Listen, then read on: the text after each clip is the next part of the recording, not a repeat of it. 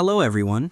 In today's video, I'll show you step-by-step how to lock your Facebook profile using a PC or laptop. It's quick and easy, so let's get started. First, open your favorite browser. After opening your browser, click on the search bar and search for Facebook. Then, click on the Facebook website and log into your account if you haven't already. Once your Facebook account is open, click on your profile icon at the top left. This will take you to your profile page. Next, click on the three dots button. You'll see a list of options appear.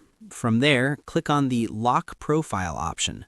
Facebook will then show you how profile locking works. Only your friends will be able to see the photos and posts on your profile. Only your friends will see your full resolution profile picture and cover photo, and people who aren't your friends will only see a limited amount of your profile details. Now click on Lock Your Profile. As you can see, your profile is now locked. Click OK to finish. And that's it.